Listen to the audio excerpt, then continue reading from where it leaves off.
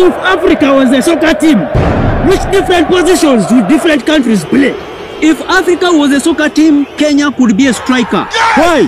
Because Kenya has scored development goals, technology goals, economic goals, political goals, and many other goals, therefore making Kenya a striker. Nigeria. If Africa was a soccer team, Nigeria would be a midfielder. Why? They are in everything, whether good or bad. In music, they are there. In sports, they are there. In business, they are there. In technology, they are there. Whether they achieve any goal or not, they are still there. They are even everywhere in Africa, making Nigeria a midfielder. Somalia. If Africa was a soccer team, Somalia would play number 7. Why? If an opportunity comes against the opponent, they just shoot. As long as they achieve their goal, they just shoot. Any available opportunity against the opponent, they just shoot, making them player number 7. Uganda. If Africa was a soccer team, Uganda would play as a defender. Why? They are everywhere in Africa defending some parts of Africa. For example, they are in Somalia defending the Somalis against the Al-Shabaab. They are in DRC Congo defending the Congolese against the dangers of M23. They were in South Sudan defending the South Sudanese against the atrocities of civil war. They were in Central African Republic defending them against the dangers of the LRA, making them play as a defender. South Sudan. If Africa was a soccer team, South Sudan would play as a goalkeeper. Why? First of all, they are tall. 2, when donations come in their country, they grab it. When something new comes in their country, like new clothes, phones, cars, they grab it. When business opportunities come in the country, they grab it. And if you enter their country with no purpose, they also grab you, making South Sudan a goalkeeper. Ghana. If Africa was a soccer team, Ghana could be a dangerous substitute. Why? They can achieve what other countries have failed to achieve, whether technological, economical, political, sports, music, they can achieve anything, making Ghana a dangerous substitute in the game.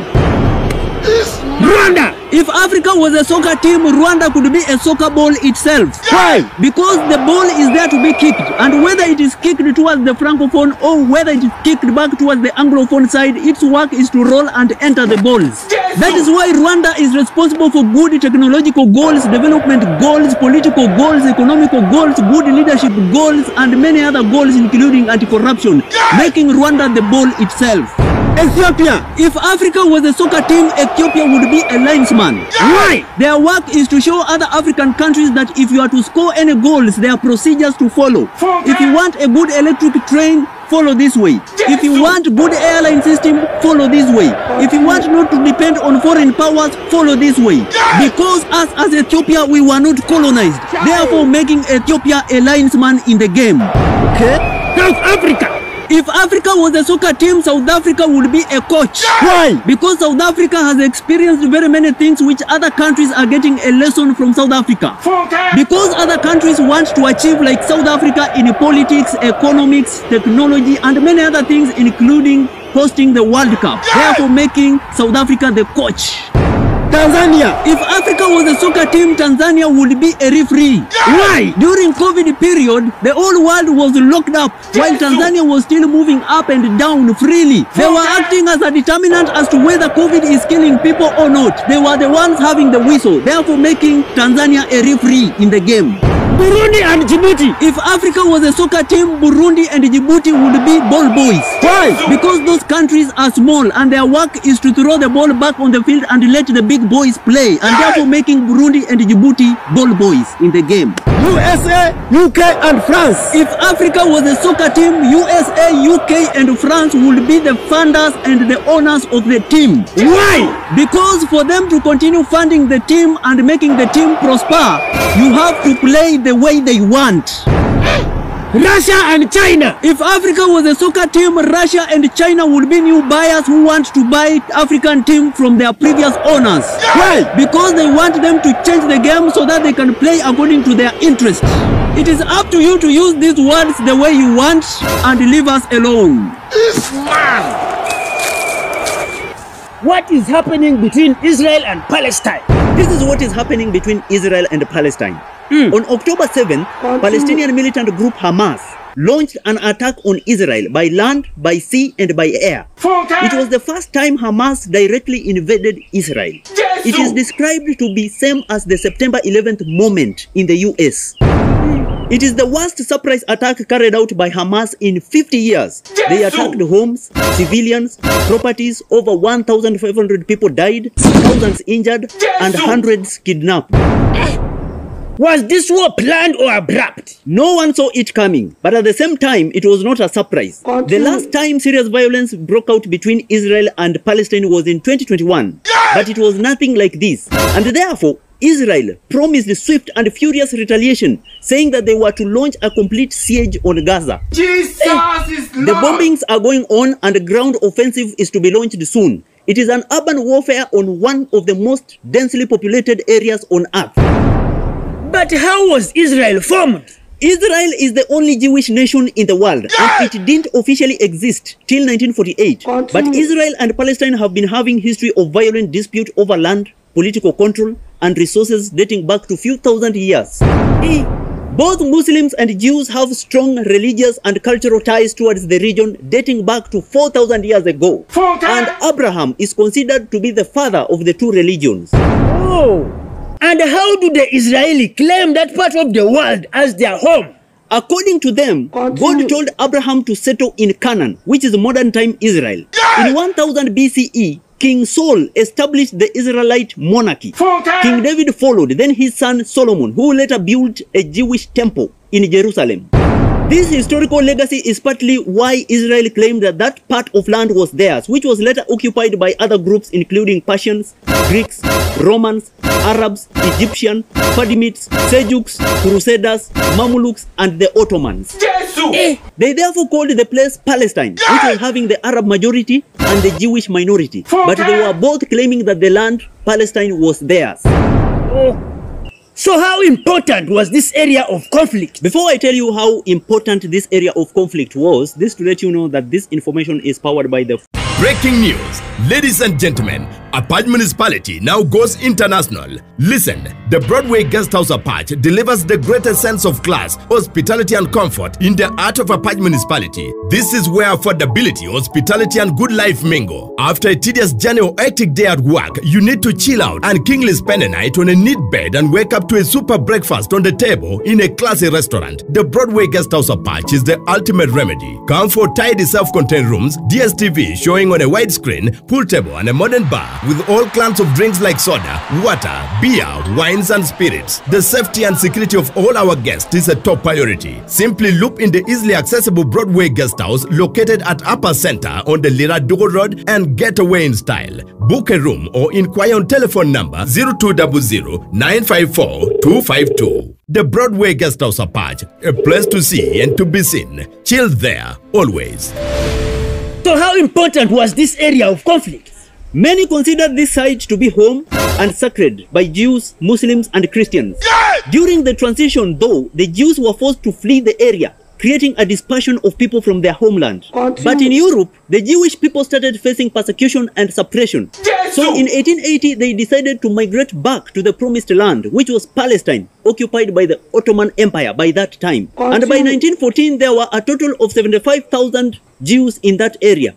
And after the end of World War I, Britain took over the modern-day Israel, Palestine, and Jordan from the Ottoman Empire. Yes. Is that all? No, that's not all. In 1922, the League of Nations approved the British Declaration that promised a national home for the Jewish people in Palestine. But it will not be more than 2 decades before that promise was fulfilled. In 1939, the World War II broke out. More than 6 million Jews were murdered in the Holocaust, and millions were displaced. Jesus is Lord. In 1947, after the end of World War II, the United Nations decided to divide Palestine into 2, the Jewish state of Israel and the Arab state of Palestine, while Jerusalem was supposed to be shared by both and recognized as an international city. Hey.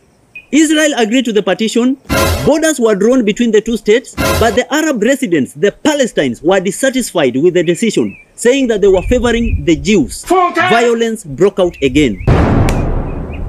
So what was the next development? On May 14, 1948, the State of Israel was formed and David Ben-Gurion became its prime minister. The Arab League countries rejected the partition and attacked. Israel fought back. The conflict took 9 months, and during that period, Israel had occupied much land which was designated to be for the Arab state of Palestine. Egypt, who was siding with the Palestine, took control of the Gaza Strip, while Jordan, who was siding with the Palestine, took control of the West Bank, while the Israeli forces took control of Jerusalem from the west, while Jordan forces took control of Jerusalem from the east. The original plan for the Palestinian state was scrapped. Over 720,000 Arabs fled, expelled from their homes, and they had to take refuge in the West Bank and the Gaza Strip. And according to the Hebrews, this was the war for independence. But according to the Arabs, this was the biggest catastrophe. The tension between Arabs, Jews, and Muslims continued for decades. For how long did this conflict continue? Listen, fighting between Israel and Arab neighbors continued on and off for the next 60 years. In 1964, Palestine Liberation Organization (PLO) was formed to consolidate the power for many small Palestinian groups. In the 1967 Six-Day War, Israel defeated the army of Egypt, Syria, Jordan, and gained control of significant territory. In 1987, following an incident with an Israeli defense forces that left 4 Palestinian refugees dead, Palestinian militias led a violent uprising known as the Intifada, the first Intifada, that resulted to hundreds of deaths. After, Israeli and the PLO created a timetable for peace. It was called the Oslo Accords. Further agreements failed that were to address the issues that concerned the status of Jerusalem, rights of refugees, and continued Israeli occupants of Palestinian land. Later that year, Ariel Sharon, the Israeli Prime Minister, visited the Al-Aqsa Mosque, in which the Palestine found it as offensive and disrespectful. They started violence and suicide bombings, and calling for the second Intifada violence, which lasted 5 years, which broke the Oslo Accord. The violence ended in 2005 when Israel finally withdrew from the Gaza Strip. You mean this conflict has been up to this recent? Yes, even in 2006, Hamas won a Palestine legislative elections, but many countries recognize Hamas as a terrorist group because of the kind of suicide bombings that they do.